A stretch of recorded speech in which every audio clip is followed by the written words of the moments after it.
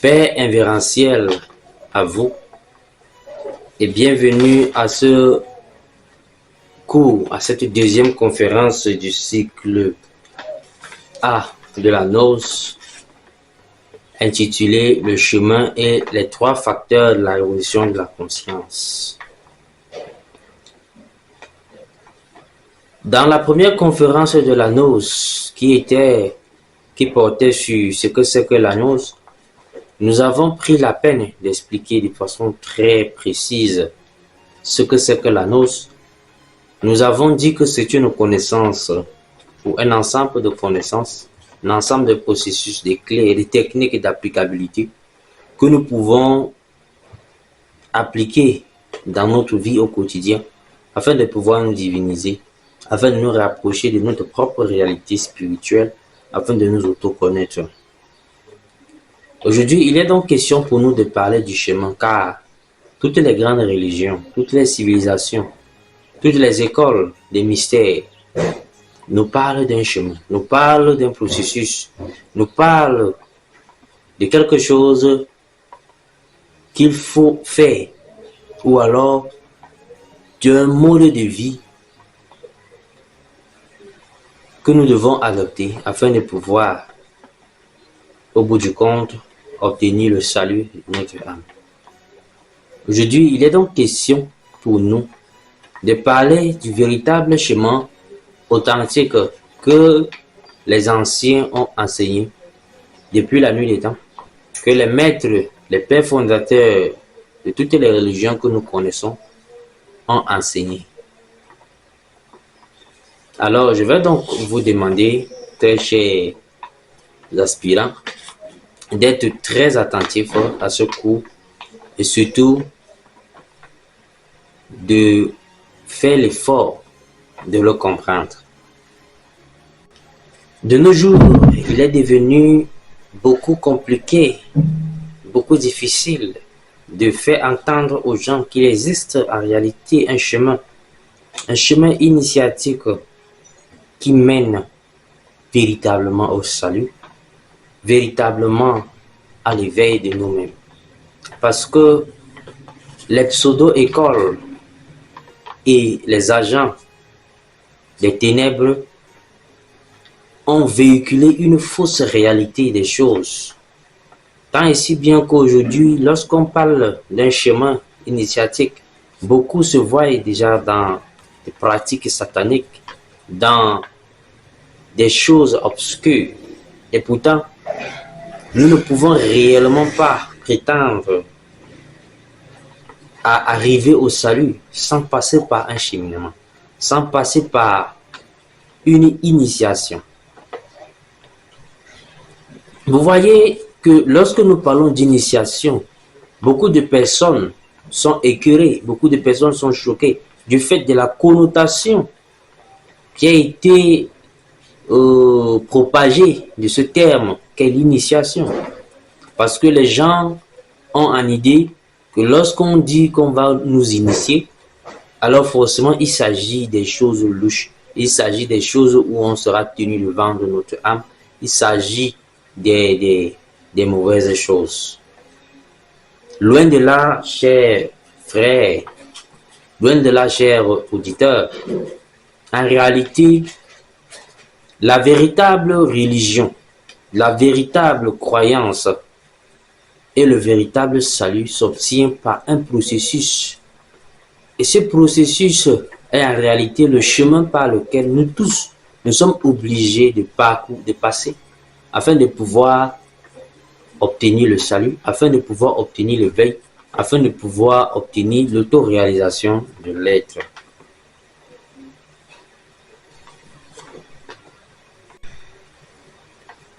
Dans nos études anthropologiques et gnostiques, il est important pour nous de comprendre que le chemin gnostique ou le chemin de la connaissance transcendantale et de l'éveil de nous-mêmes, de la manière que cela a été enseigné depuis par les grands maîtres, notamment le maître Jésus, le maître Issa Hamashia, qui est connu aujourd'hui sous le nom de Jésus, le maître Bouddha, le maître Quetzalcoatl, le maître sallallahu alayhi wa sallam, le prophète Mohammed,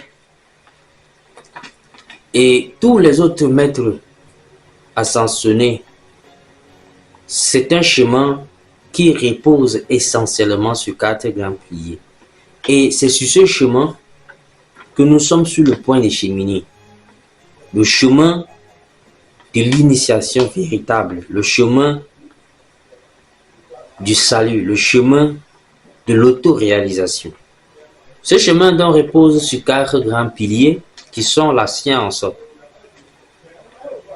l'art, la philosophie et la mystique. Donc la gnose est donc cette connaissance, cet enseignement, ce cheminement qui repose sur 4 grands piliers, à savoir la science, l'art, la philosophie et la mystique. La science, pourquoi? Parce que la gnose est une connaissance qui se veut pragmatique et expérimentale. Nous n'allons pas vous enseigner, par exemple, si nous vous parlons de l'au-delà, nous vous parlons des dimensions parallèles, nous parlons de l'existence des mondes et des plans de manifestation. Nous n'allons pas vous demander d'accepter cela comme un dogme ou comme une croyance basée sur des principes dogmatiques. Mais nous allons être à mesure de vous fournir les clés, les codes et les secrets afin que vous puissiez par vous-même expérimenter l'enseignement gnostique, afin que vous puissiez par vous-même visiter ces mondes, afin que vous puissiez par vous-même vous rendre compte de la crue réalité des faits. Donc la gnose en tant qu'un art est donc cet enseignement qui se veut rempli de félicité et de beauté. Ça veut dire que nous devons véhiculer vraiment les valeurs morales à travers tout ce que nous faisons, à travers l'art, c'est-à-dire à travers les chants, à travers la vie culturelle.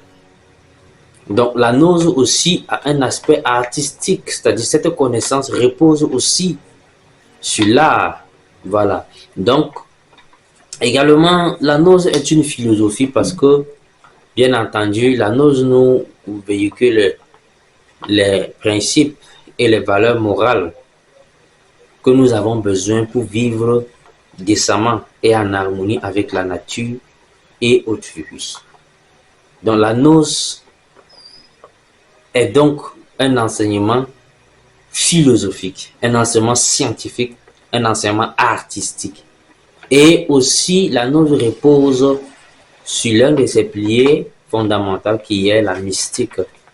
Pourquoi? Parce que dans la gnose, nous devons être à mesure de développer les états supérieurs de conscience, de développer les états mystiques qui vont nous permettre réellement de visiter les mondes mystérieux, de visiter les plans supérieurs et aussi de lever le voile sur les mystères. Voilà pourquoi la gnose repose donc sur ce pilier qui est la mystique.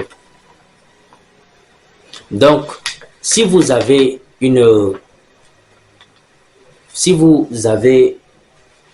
à cheminer et que vous voulez arriver à ce salut dont nous tous nous aspirons, il faudrait vous rassurer que le chemin sur lequel vous êtes en train de cheminer en réalité repose sur ces 4 grands piliers, à savoir la science, l'art, la philosophie et la mystique. En dehors de cela, c'est que vous flirtez avec un enseignement qui n'est pas gnostique. Voilà. Donc, c'est très important de connaître cela.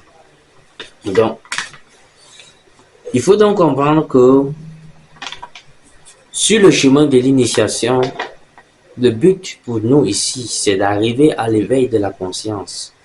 Tout ce que nous venons de dire, tout ce que nous venons de citer, a pour seul objectif de nous permettre de nous éveiller parce qu'en réalité, l'être humain, la manière qu'il est né, est profondément endormi. l'être humain est profondément dans un sommeil. Parce que beaucoup d'entre vous, beaucoup d'entre eux, ceux qui n'ont pas encore pris la peine d'étudier la gnose, ne sont pas conscients de ce qu'en réalité, il existe plusieurs plans de manifestation, par exemple, et que ces plans de manifestation, ils sont représentés également dans ces plans de manifestation, et ils ne sont pas conscients de leur existence dans ces plans de manifestation. Voilà pourquoi ils sont souvent les victimes des ténébreux tels que les sorciers, les sectaires et autres, qui eux ont une certaine connaissance de ces mondes et savent se rendre dans ces mondes et frapper les inconscients. Donc la plupart des êtres humains qui vivent sur la terre vivent avec la conscience totalement endormie. Ils vivent dans un univers qui se rapporte seulement à leurs envies, à leurs passions et à ce qu'ils voient autour d'eux. Bien que nous avons l'impression d'être éveillés, mais en réalité nous dormons parce que nous sommes terriblement inconscients de beaucoup de réalités qui font partie de nos résistances. Et donc, cet enseignement gnostique, ce chemin, nous permettra de pouvoir lever le voile, de pouvoir prendre conscience de nous-mêmes, prendre conscience de notre existence en tant qu'être manifesté dans les 7 dimensions, parce que la Terre existe dans cette dimension de manifestation.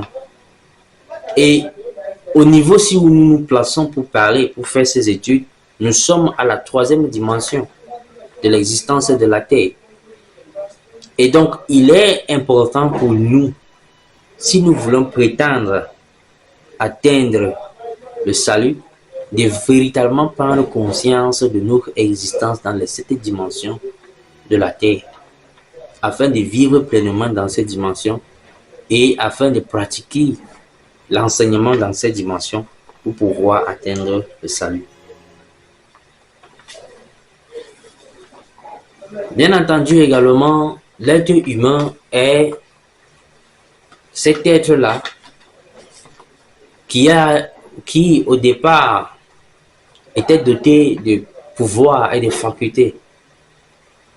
Mais malheureusement, l'homme, avec la vie de dégénérescence, a perdu ses facultés et ses pouvoirs et donc son autorité sur la nature. Voilà pourquoi vous voyez dans nos cultures, dans nos religions, beaucoup plus dans nos cultures, surtout africaines, nous servons la nature au lieu d'être des maîtres incontestés de la nature. Vous voyez des personnes avec des difficultés et ne peuvent même pas commander aux élémentaux de la nature, ne peuvent pas commander à la nature et que la nature les obéit, tout simplement parce que l'homme a perdu son pouvoir et son autorité à cause du fait qu'il s'est éloigné de la divinité, à cause du fait qu'il a sombré dans la dégénérescence.